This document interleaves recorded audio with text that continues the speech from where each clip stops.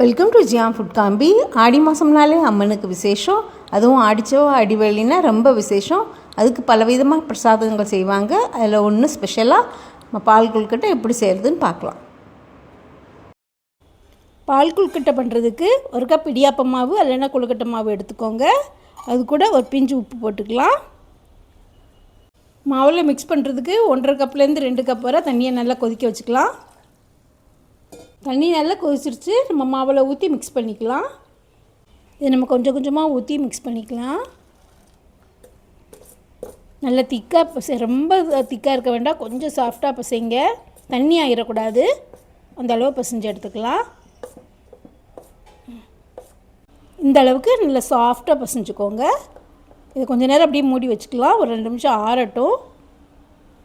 நம்ம பசைஞ்சு வச்சுருந்தோம்ல, அந்த மாவுலேருந்து கொஞ்சம் எடுத்துகிட்டு இப்படி உருட்டிக்கோங்க. இப்படி சின்ன உருண்டையாக உருட்டி வச்சுக்கோங்க. இது மாதிரி எல்லா மாவையும் சின்ன சின்ன உருண்டையாக உருட்டி வச்சுக்கோங்க. கொழுக்கட்டையை வேக வைக்கிறதுக்கு ஒரு கப் தண்ணி விட்டு நல்லா கொதிக்க வச்சுக்கலாம். தண்ணி நல்லா கொதிச்சிருச்சு. இதை நம்ம கொழுக்கட்டை இதில் போட்டுடலாம். நீங்கள் இது மாதிரி கூட பண்ணலாம், இல்லைன்னா ஸ்டீம் பண்ணி கூட எடுத்துக்கலாம். எல்லாம் போட்டுட்டோம். இதை உடனே மிக்ஸ் பண்ண வேண்டாம், ஒரு கொதி வந்த பிறகு மிக்ஸ் பண்ணி விடுங்க.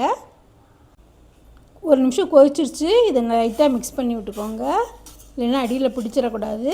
ரொம்ப போட்டு கலர வேண்டாம், அப்படி லைட்டாக இப்படி சுற்றி விட்டுக்கோங்க. இடையில இது பண்ணிவிட்டு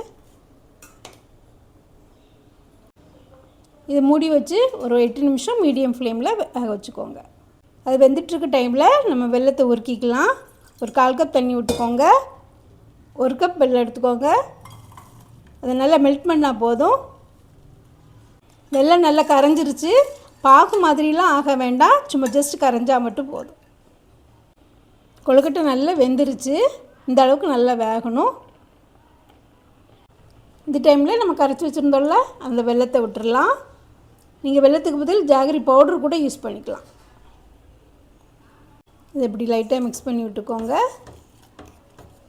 இந்த கொழுக்கட்டை கூட சேர்ந்து நல்லா கொதிக்கட்டும். ஒரு 2 நிமிஷம் நல்லா கொதிக்க வைக்கணும். தேங்காய் பால் எடுக்கிறதுக்கு 1 கப் தேங்காயை மிக்சியில் போட்டு நல்லா அரைச்சி எடுத்துக்கலாம். தேங்காய் அரைச்சோல்லாம் அதுலேருந்து திக்கான பால், அப்புறம் 2வது பால் எடுத்து வச்சுருக்கோம். 2 நிமிஷம் கொதித்தோன்னா நம்ம 2வது தேங்காய் பால் எடுத்து வச்சுருந்தோம்ல, அதை விட்டுட்டு அதையும் ஒரு 2 நிமிஷம் நல்லா கொதிக்க வச்சுக்கோங்க. நல்லா லேசாக மிக்ஸ் பண்ணி விட்டுக்கோங்க.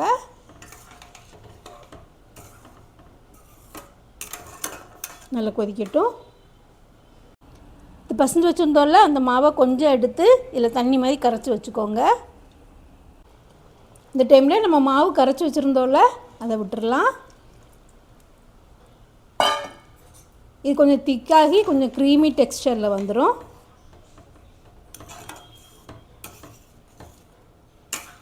லைட்டாக மிக்ஸ் பண்ணி விட்டுக்கோங்க.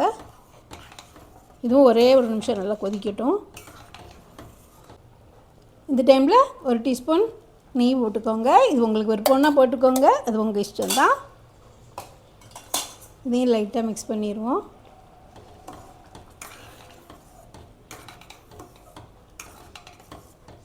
ஃபைனலாக ஃபஸ்ட்டு தேங்காய் பால் ஊற்றிக்கலாம்.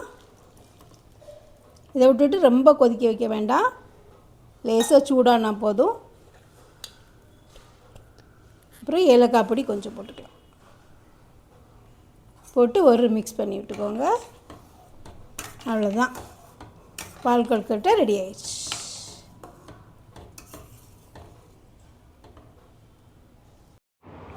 பால் கொழுக்கட்டை ரெடி ஆயிடுச்சு.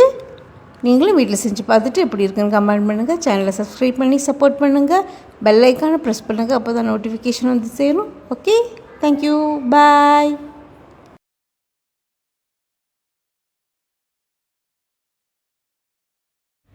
நெக்ஸ்ட் வீடியோவில் வேறு ரெசிபி பார்க்கலாம். Please like, share and subscribe.